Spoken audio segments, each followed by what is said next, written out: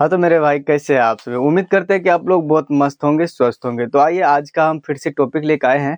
Physics का क्या है, दूसरा चैप्टर।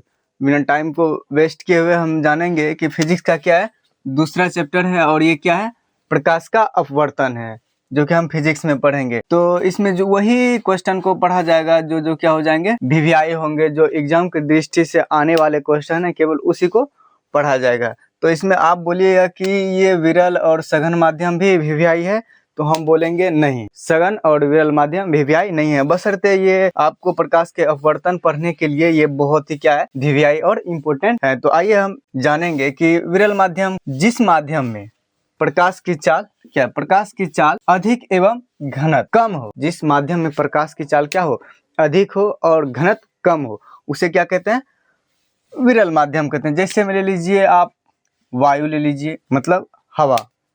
हवा में आप प्रकाश डालिएगा, कितना तेजी से वो गति करता है, बहुत अधिक गति करता है, और उसका घनत्व क्या होता है, कम होता है। ठीक, आगे देखिए सघन माध्यम।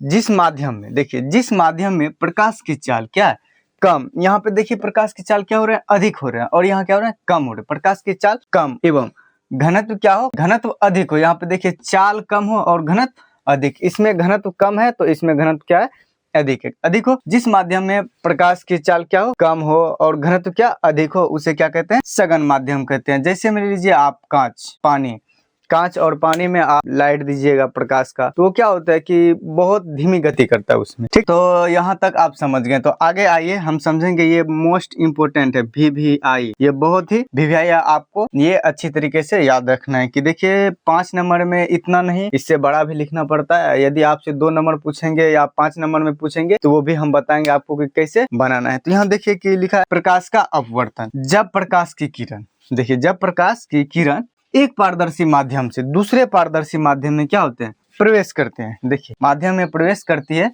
तो पथ विचलन होती है। क्या होते हैं, पथ विचलन होता है। आप कहिएगा पथ विचलन क्या होता है, तो वो भी हम आपको बताएंगे आगे।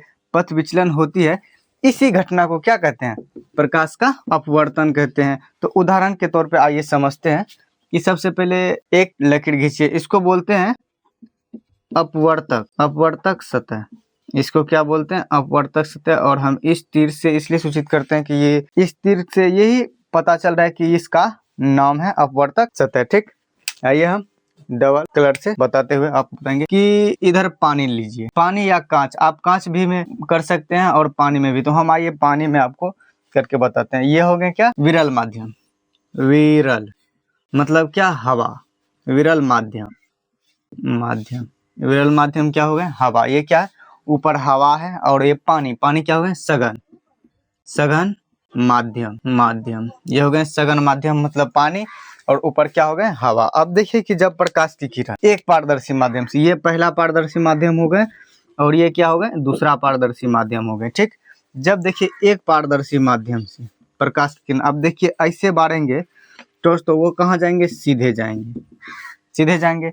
लेकिन इसमें होता क्या है, यहाँ पे एक अभिलंब दीजिए। जब प्रकाश की किरण एक पारदर्शी माध्यम से दूसरे पारदर्शी माध्यम में जाते हैं तो ये क्या होता है, पीछे पथ विचलन होते हैं, और ये क्या, अभिलंब की ओर झुक जाते हैं। देखिए अभिलंब ये हुआ, इसका नाम दर्शा देते हैं अभिलंब, अभिलंब, इसका नाम क्या हो गया, अभिलंब। इसको बोलते हैं आपतित किरण, आपतित किरण। ठीक, इसको क्या बोलते हैं, आपतित किरण बोलते हैं। और इसको बोलते हैं अपवर्तित, अपवर्तित किरण। ठीक, इसको क्या बोलते हैं, अपवर्तित किरण। इस किरण को और इस किरण को ये डेड डॉट से सूचित किए हैं।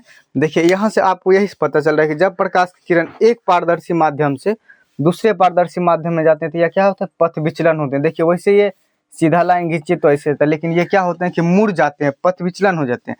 जब सघन, विरल माध्यम से सघन माध्यम में जाते हैं, आपको कई प्रकार से इस जगह पे परिभाषा बना सकते हैं कि जब एक पारदर्शी माध्यम से दूसरे पारदर्शी माध्यम में जाते हैं तो पथ विचलन होते हैं। इसी घटना को क्या कहते हैं, प्रकाश का अपवर्तन कहते हैं। या तो आप ये बोल सकते हैं एक माध्यम से दूसरे माध्यम में जाते हैं तो क्या होते हैं, पथ विचलन होते हैं, या अभिलंब की ओर मुड़ जाते हैं तो इसी घटना को क्या कहते हैं, प्रकाश का अपवर्तन कहते हैं। ठीक, तो यहाँ तक आप फिगर में समझ गए होंगे।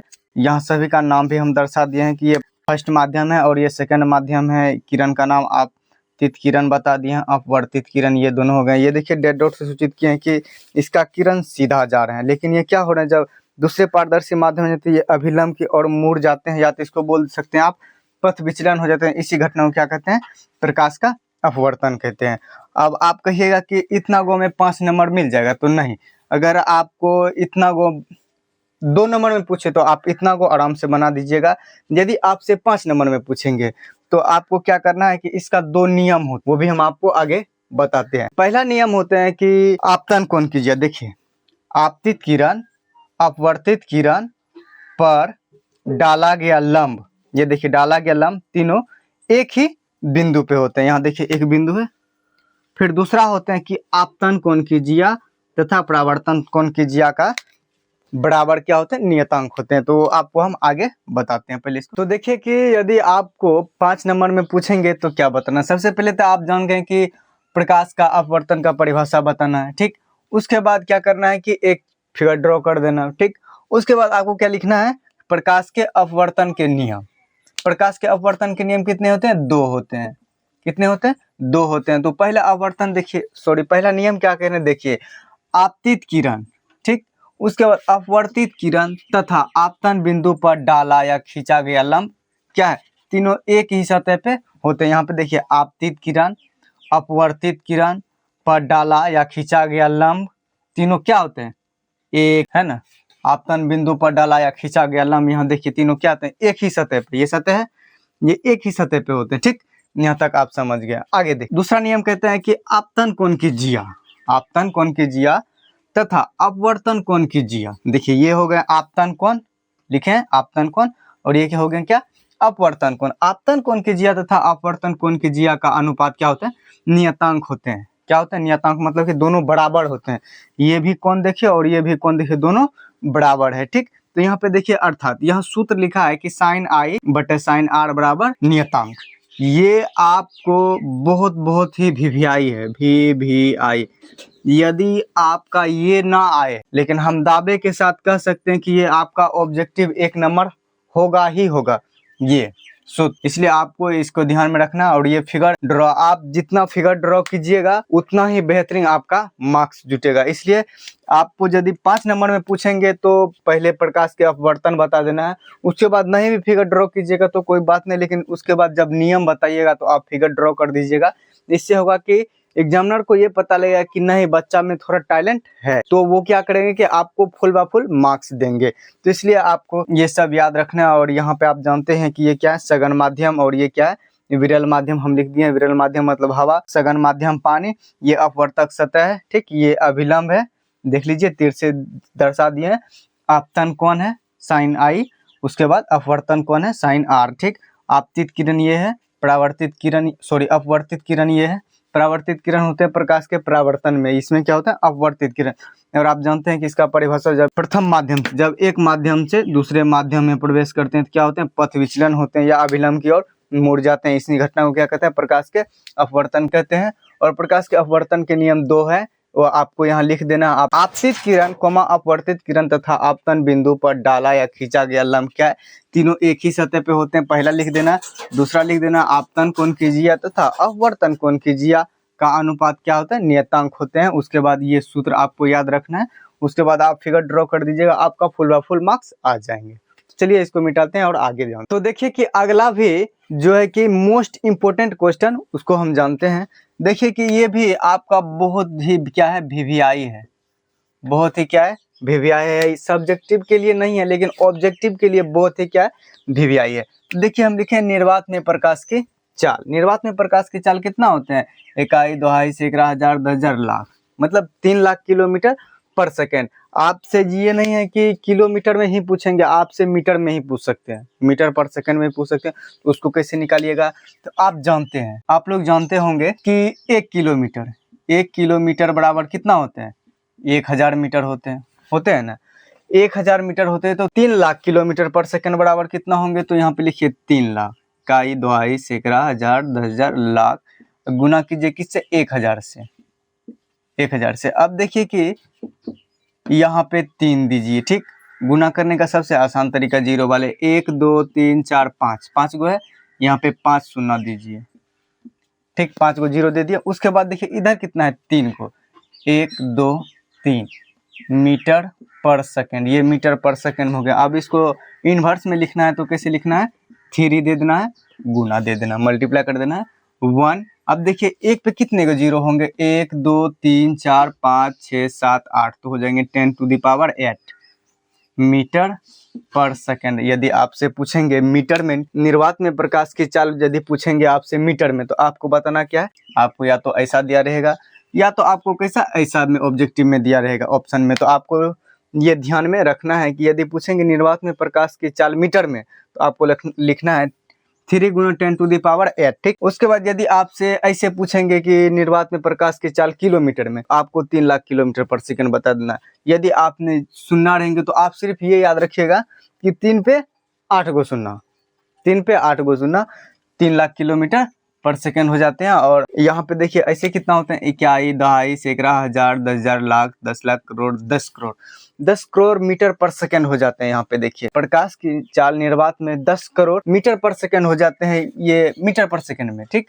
यदि आपसे किलोमीटर में पूछेंगे तो 3 लाख किलोमीटर पर सेकंड। यदि इनवर्स में पूछेंगे तो यहाँ पे देखिए 3 × 10⁸ मीटर पर सेकंड, ठीक। तो ये आप जान गए, ठीक। अब आगे देखिए लिखे कांच में प्रकाश की चाल, ये बहुत ही इंपॉर्टेंट है इसलिए हम आपको बताएं। तो यहाँ पे भी देखिए कितना, 21 22 11 हजार 10,000 लाख, इधर से हम गिन दिए, इसको उल्टा गिना जाता है। यहाँ पे क्या 2 लाख किलोमीटर पर सेकंड। तो फिर यहाँ पे देखिए आप जानते हैं कि 1 किलोमीटर बराबर कितना होता है, 1000 मीटर, 1000 मीटर, यहाँ पे मीटर दे दीजिए, ठीक, मीटर। उसके बाद देखिए कि यहाँ पे लिखना है कितना, फिर 2 लाख, 2 दीजिए, 1 2 3 4 5, 21 22 11 हजार 10,000 लाख, ठीक। 2 लाख हो गए, गुना कीजिए किससे, 1000 से, ठीक। वही प्रोसेसर कीजिए। देखिए यहाँ पे कितना है, 5 गो शून्य, 2 दीजिए, 5 शून्य, 1 2 3 4 5 शून्य दे दिए। फिर यहाँ पे देखिए 3, 1 2 3, ठीक। ये किस में आ गए, मीटर पर सेकंड में आ गए, ठीक। इसका भी क्या करना, 2 गुना दे देना 10⁻⁴ कितना, इसमें 1 2 3 4 5 6 7 8, 8 गो मीटर पर सेकेंड। ये आपका किस में आ गए, मीटर पर सेकेंड में आ गए, ठीक।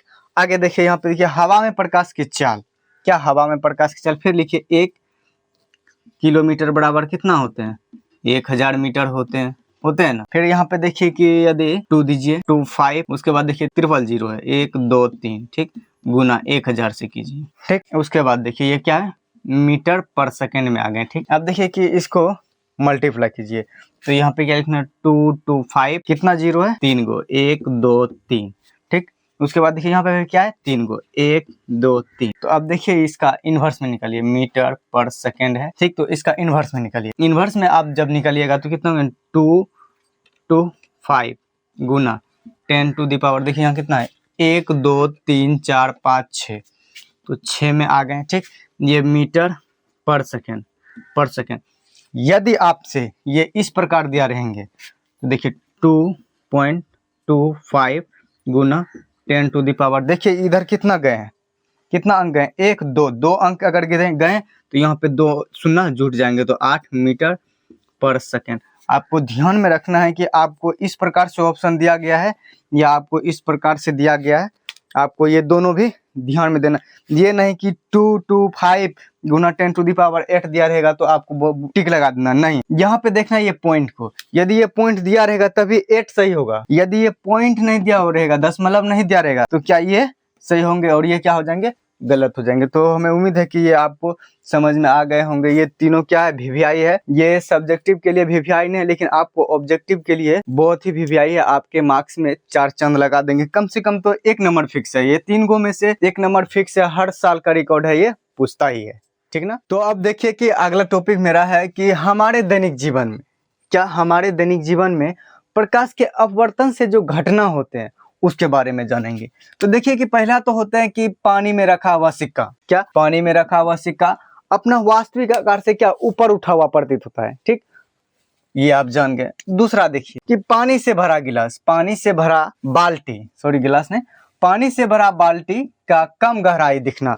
आप लोग नहाने जाते होंगे, यदि आप बाल्टी में पानी भरते होंगे तो ऊपर से आप लोग देखते हैं ना, तो लगता है कि कम गाढ़ा है। मतलब क्या ये पानी, ये जो गाढ़ा कम दिखता है, ये क्या प्रकाश के अपवर्तन के कारण ही दिखते हैं। तो पानी से भरा बाल्टी का कम गहराई दिखना, ठीक।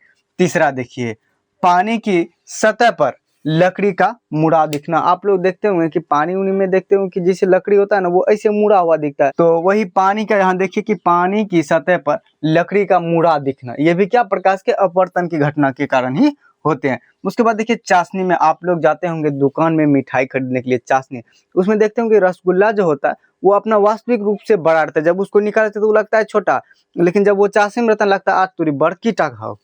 वही क्या कि चाशनी में रखा रसगुल्ला का वास्तविक आकार से क्या बड़ा दिखना। ठीक, आगे देखिए 5 में लिखा है पानी के अंदर किसी वस्तु का अधिक मोटा दिखना। पानी के अंदर किसी वस्तु का अधिक मोटा दिखना, ये देखिए कि इसमें आपका ये वीवीआई है, वीवीआई, ये बहुत ही वीवीआई है, इसका परिभाषा हम बताए हैं। बाकी जो भी है इसका हम प्रैक्टिकली करके आपको बताएंगे, अभी नहीं बताएंगे, शॉर्ट के माध्यम से बताएंगे। लेकिन आपको जो है कि इसका जो अभी फिलहाल मेरे पास उपलब्ध है, ठीक, इसका आपको प्रैक्टिकल दिखलाते हैं। आप देख सकते हैं कि ये गिलास है और इसमें पीने वाला पानी है, इसमें कुछ मिलाया नहीं है। आपको ये कुछ मिलाए हैं तो देखिए, हम पी के देखे, ये पीने वाला पानी है। ठीक, इसमें देखिए कि जब, हाँ ये लकड़ी है, सॉरी मार्कर है। अब देखिए कि यहाँ पे देखिए ये मार्कर दिख रहा है कितना पतला है, अब देखिए कितना मोटा हो गया ना। देखिए फिर निकाले, पतला है ना, ये देखिए इसमें जैसे ही गया ये मोटा हो गया। ठीक, किसी भी लकड़ी को देखिए ऐसे दीजिएगा मोटा हो जाते हैं। कोई भी पदार्थ को जब इसके अंदर दीजिएगा ना, देखिए ये कैंची है, ये कितना पतला, इसका लोल दिख रहा है ना, इसके अंदर देखिए डालने के बाद देखिए कितना मोटा हो जाते हैं, देखिए हो जाते हैं ना। ये है क्या, प्रकाश के अपवर्तन की घटना के कारण ही ये सब होते हैं। तो आप देख लिए कि यहाँ पे लिखे है ना, पानी के अंदर किसी वस्तु का अधिक मोटा दिखना। आपको जो मेरे पास फिलहाल उपलब्ध थे वो आपको बताएं। बाकी हम ये जो 5 है ना टॉपिक, एक तो बता दिए, बाकी 4 जो टॉपिक है इसको हम शॉर्ट के माध्यम से आपको बताएंगे। तो देखिए कि ये जो वीवीआई है, ये क्या है, वीवीआई, ये आपको एग्जाम के दृष्टि से बहुत ही इंपॉर्टेंट है, ये आपको पूछ लिया जाएगा एग्जाम में। तो देखिए क्या लिखे हैं कि पानी में रखा हुआ सिक्का, लिखे ना यहाँ, पानी में रखा हुआ सिक्का अपना वास्तविक आकार से ऊपर उठा प्रतीत होता है। तो देखिए कि पानी में रखा हुआ सिक्का से आती प्रकाश की किरण, पानी में रखा हुआ सिक्का से जो आता है, अभी सूर्य जो है, आखिर कोई वस्तु हमको क्यों दिखाई देता है, कैसे दिखाई देता है, जब लोग उस पर प्रकाश नहीं पड़ के वो हमारे आंखों पे आते हैं तब लोग वो दिखाई नहीं देते हैं। तो उसी प्रकार देखिए कि पानी में रखा हुआ सिक्का से आती प्रकाश की किरण जब पानी की सतह पे, यहाँ देखिए यहाँ पानी पे रखा हुआ सिक्का है, ठीक, ये देखिए सिक्का है। अब जब इससे प्रकाश कहाँ आएंगे, पानी के सतह पे, देखिए पानी की सतह पे आते हैं पर पड़ती है, देखिए लिखा है ना, पानी में रखा सिक्का से आती प्रकाश की किरण जब पानी की सतह पे पड़ती है तो क्या अभिलंब से दूर, ये देखिए इसका अभिलंब है, ये अभिलंब है, और देखिए ये अभिलंब से दूर, ये प्रतीत हो रहा है, प्रतीत, ये क्या हो रहे हैं, प्रतीत हो रहे हैं। जब ये देखिए ऊपर उठा, अभिलंब से दूर, ये अभिलंब है और अभिलंब से क्या हो रहा है, दूर, देखिए हटकर हमारी आंखों पे पड़ती है, ये अभिलंब से दूर हटके हमारी आंखों पे पड़ती है। ठीक, पड़ती है या पड़ता हुआ क्या होते हैं, प्रतीत होते हैं। इसलिए सिक्का क्या अपना वास्तविक रूप, आकार और स्थान से ऊपर उठा हुआ प्रतीत होता है, दूर हटा हुआ प्रतीत होता है। देखिए वास्तविक में सिक्का ये है, लेकिन हमको दिखाई क्या देता है, ये वाला दिखाई देता है। मतलब क्या, ये प्रकाश के अपवर्तन के कारण ही होते हैं। यदि आप किसी बड़े कांच का पात्र लीजिएगा, आपके कटोरी उटोरी होंगे, उसमें आप देखिएगा कि सिक्का रखिएगा ना, वो उठा हुआ प्रतीत होता है, जो कि हम आपको शॉर्ट के माध्यम से बताएंगे। ठीक, तो यही कहता है कि पानी में रखा हुआ सिक्का से आती प्रकाश की किरण अभिलंब से दूर हट जाती है, अभिलंब से दूर हटकर हमारी आंखों पे पड़ती है। इसी वजह से जो है कि पानी में रखा हुआ सिक्का अपना वास्तविक रूप से क्या होता है, ऊपर उठा हुआ प्रतीत होते हैं। हम उम्मीद है कि यहाँ तक समझ में आ गए होंगे। इसमें हम 5 टॉपिक लिखा है, जिसमें कि 4 तो वीवीआई नहीं है, लेकिन ये 5वां जो है पानी में रखा हुआ सिक्का, ये बहुत ही वीवीआई है। ये हो सकता है आपको 2026 के क्वेश्चन प्रश्न पे बोर्ड एग्जाम के हॉल में आपको दिखाई देंगे, इसलिए आप इसको ध्यान में रखिएगा। हम आपको बताए हैं ना कि आपको वही बताएंगे जो आपके एग्जाम दृष्टि से इम्पोर्टेंट और वीवीआई है, बाकी हम आपको कोई भी चीज नहीं बताएंगे। हमारा अगला टॉपिक क्या है, प्रिज्म। क्या है, प्रिज्म। आपको ये इम्पोर्टेंट नहीं है, लेकिन इससे कुछ ऑब्जेक्टिव इम्पोर्टेंट है, और आपको वर्ण विक्षेपण पढ़ने के लिए, क्या वर्ण विक्षेपण पढ़ने के लिए आपको प्रिज्म के बारे में जानना अति आवश्यक है। तो देखिए प्रिज्म कहते किसे हैं, किसी कोण पर झुके 2 समतल समतल पृष्ठों के बीच घिरे पारदर्शी माध्यम। आप कहिएगा पारदर्शी माध्यम किसे कहते हैं? पारदर्शी माध्यम आप पीछे पढ़े होंगे, यदि आप नहीं देखें तो पीछे क्लास देख लीजिएगा, हम बायो में लिंक दे देंगे। पारदर्शी माध्यम उसको कहते हैं जब प्रकाश की किरण किसी वस्तु से आर पार हो जाए, आसानी से आर पार हो जाए किसी वस्तु से, उसे क्या कहते हैं? पारदर्शी पदार्थ कहते हैं। उसी प्रकार पारदर्शी माध्यम से मतलब जिसमें प्रकाश आसानी से आर पार हो सके उसे कहते हैं पारदर्शी माध्यम। पारदर्शी माध्यम को प्रिज्म कहते हैं। यहाँ देखिए कि किसी कोण पर झुके दो समतल पृष्ठों के बीच पारदर्शी माध्यम को ही क्या कहते हैं? प्रिज्म कहते हैं। ये समझ गया आप, ठीक। आगे देखिए, प्रिज्म में कुल कितने सतह होते हैं? आपको ऑब्जेक्टिव में पूछ लिया जाएगा। जब हम एग्जाम दिए थे, ज्यादा नहीं 23 में एग्जाम दिए थे, ठीक ना, तो हमसे ये पूछा गया था प्रिज्म की सतहों की संख्या कितना होते हैं? तो 5 होते हैं, ये हमसे पूछा गया था और हम उसका जवाब दिए थे। तो आपको भी ध्यान में रखना है इस सबको कि प्रिज्म में कुल सतहों की संख्या कितने होते हैं?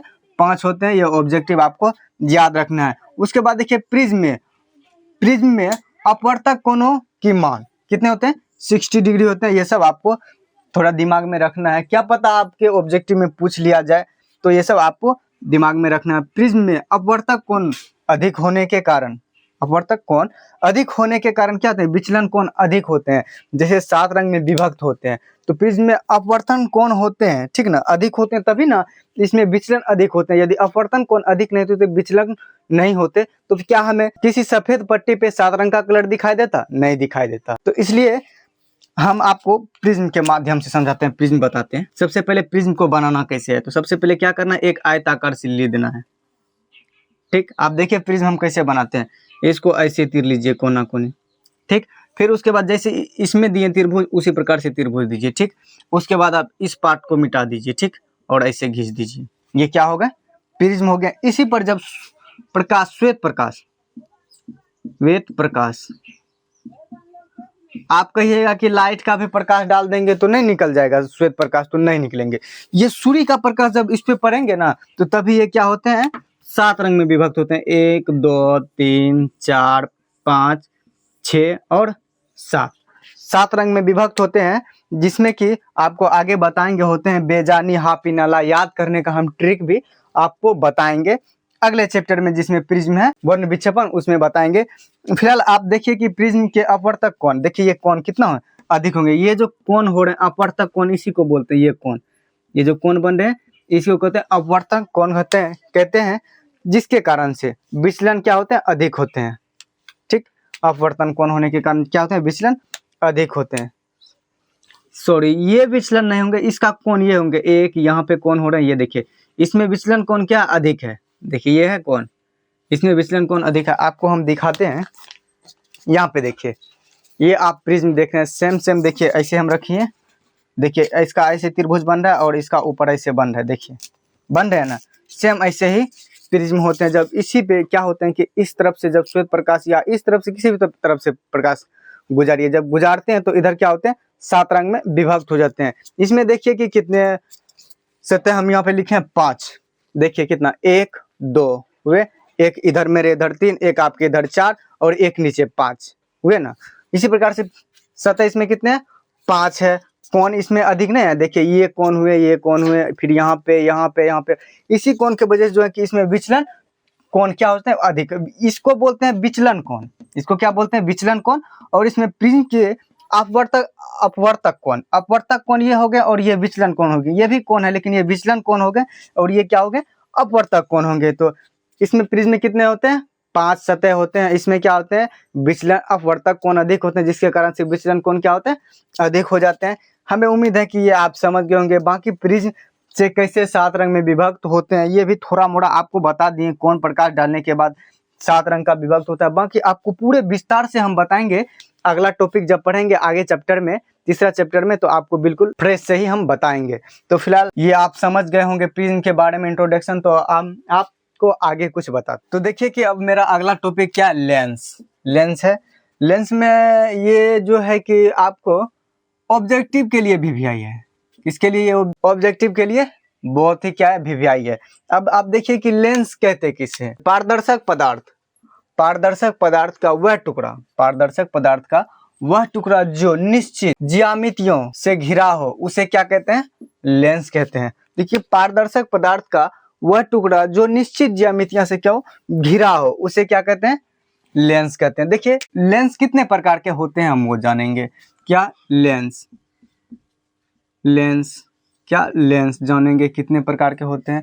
तो लेंस दो प्रकार के होते हैं। जिस प्रकार से दर्पण दो प्रकार के होते थे, उत्तल दर्पण, अवतल दर्पण, ठीक उसी प्रकार से लेंस भी दो प्रकार के होंगे, एक उत्तल लेंस और एक अवतल लेंस। तो क्या होंगे, उत्तल लेंस, उत्तल लेंस, ठीक, उत्तल लेंस। उसके बाद अवतल लेंस, अवतल लेंस क्या होंगे, अवतल लेंस, उत्तल लेंस और अवतल लेंस, ये समझ गए। अब देखिए कि उत्तल लेंस कहते हैं किसे, हम उत्तल लेंस के बारे में जानेंगे, जिनके किनारों की अपेक्षा क्या मध्य भाग मोटा हो, उसे क्या कहते हैं, उत्तल लेंस कहते हैं। ठीक, तो आइए देखिए उत्तल लेंस जानेंगे किसे कहते हैं हम फिगर के माध्यम से। जिनके किनारों की अपेक्षा क्या बोल रहे हैं, मध्य मतलब बीच भाग क्या हो, मोटा हो, उसे उत्तल लेंस कहते हैं। तो उत्तल लेंस देखिए कैसे होते हैं कि एक गोला इधर बनाइए और एक गोला इधर बनाइए। ठीक, अब देखिए कि इसका यहाँ से भाग मिटा दीजिए, ठीक, इधर का भी इसका यहाँ से भाग मिटा दीजिए। तो देखिए ये किस आकृति में आ रहे हैं, इस आकृति में आ गए ना। तो इस आकृति में जब आ गए तो इसको कहते हैं उत्तल लेंस। क्या बोलते हैं, उत्तल लेंस। तो ठीक, आप उत्तल लेंस समझ गए। क्या समझ गए, उत्तल लेंस, उत्तल लेंस, आप उत्तल लेंस के बारे में समझ गए। अब देखिए अवतल लेंस, अवतल लेंस ठीक इसका उल्टा होता है। जिनके किनारों की अपेक्षा क्या हो, मध्य भाग बीच भाग क्या हो, पतला हो। इसका भाग बीच भाग क्या है, मोटा है, और इसका क्या है, पतला है। तो देखिए कैसे होता है पतला।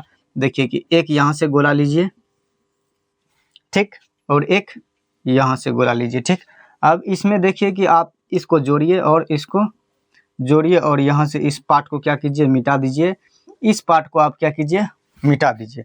देखिए ये हो गया क्या, अवतल लेंस। इसको क्या बोलते हैं, अवतल लेंस, अवतल लेंस।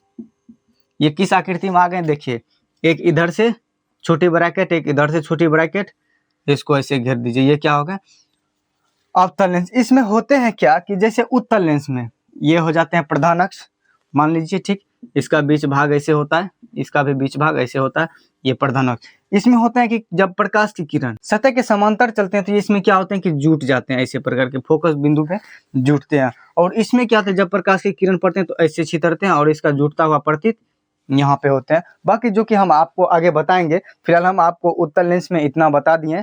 बाकी इसका जो हम फिगर बताएंगे, जिस प्रकार से उत्तल और अवतल दर्पण में बताए थे कि फोकस बिंदु पे रखे तो उसका प्रतिबिंब कहाँ बना, ठीक उसी प्रकार से हम इसमें भी बताएंगे कि उत्तल लेंस में फोकस पे रखे तो उसका प्रतिबिंब कहाँ बना। इसका स्पेशल एक वीडियो बनाएंगे जिसमें कि उत्तल और अवतल लेंस में बताएंगे, नहीं तो अधिक बड़ा लंबा हो जाएंगे वीडियो, तो आपको बोरिंग लगेंगे, इसलिए हम उसका अलग वीडियो बनाएंगे। तो फिलहाल आप यहाँ तक क्या होगे, समझ गए होंगे, तो हम आपको आगे बताते हैं। तो देखिए कि हमारा इस टॉपिक का लास्ट और आखिरी सवाल है। आप कहिएगा भैया लास्ट और आखिरी सवाल है, आप तो लेंस सूत्र बतेबे नहीं किए। तो हम आपको बता देना चाहते हैं कि उत्तल लेंस और अवतल लेंस में स्पेशल वीडियो बना देंगे, ताकि कम टाइम में आपका भी कवर हो जाएंगे, रिवीजन हो जाएंगे, और आपको बोरिंग भी नहीं लगेंगे। तो जिसमें कि आपको और 2 वीडियो में मिलेंगे, जिसमें कि एक वीडियो में आपको उत्तल लेंस का और एक वीडियो में अवतल लेंस में दर्पण सूत्र बता देंगे, और एक वीडियो में जहां पे प्रतिबिंब रखते हैं उसका टोटल बायोडाटा हम बता देंगे उत्तल और अवतल लेंस में। तो आइए हम सबसे पहले इसको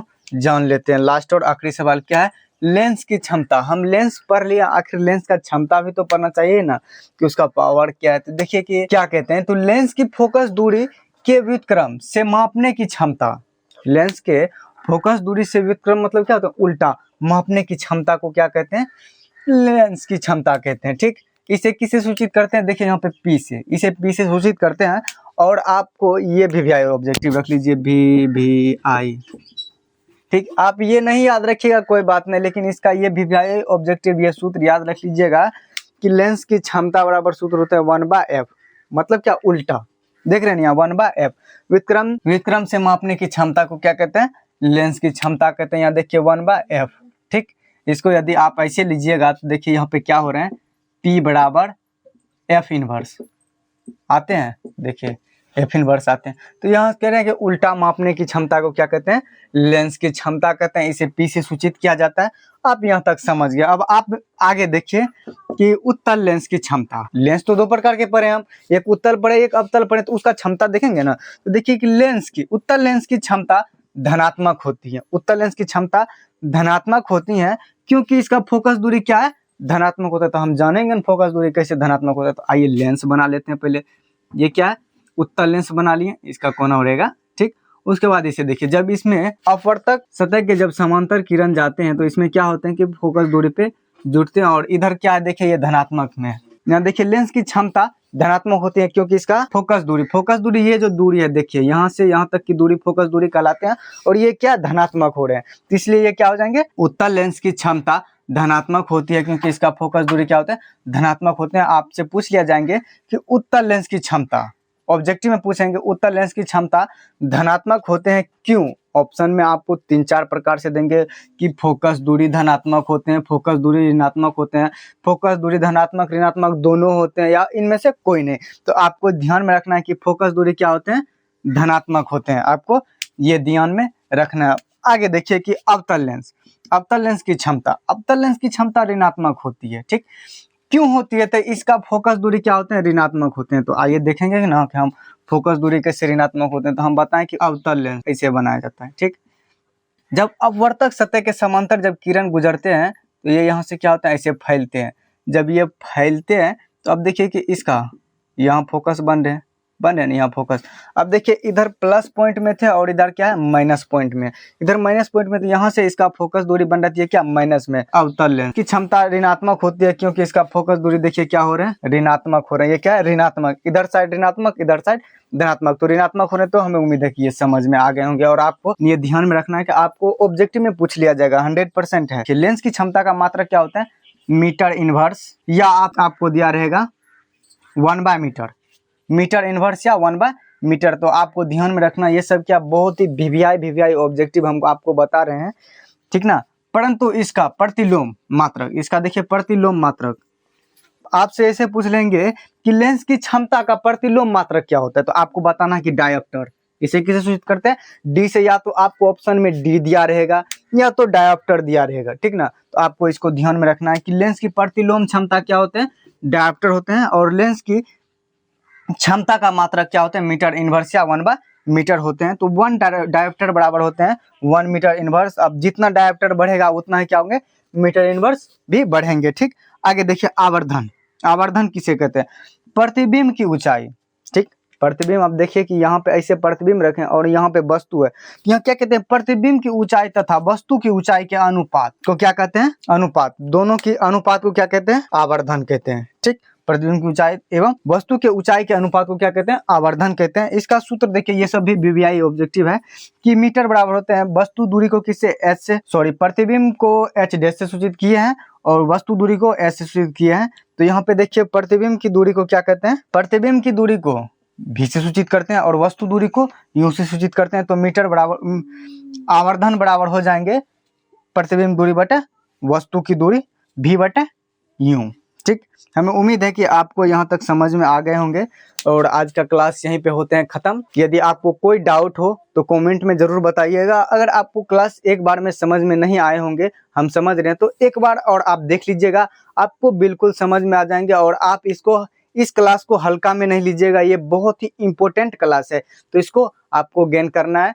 तब तक के लिए धन्यवाद। अगर आपको तनिक भी समझ में आए होंगे तो अपने दोस्त को जरूर शेयर कीजिएगा, वीडियो को लाइक कर लीजिएगा और चैनल पे पहली बार आए होंगे तो चैनल को भी सब्सक्राइब कर लीजिएगा। तब तक के लिए धन्यवाद। जय हिंद, वंदे मातरम।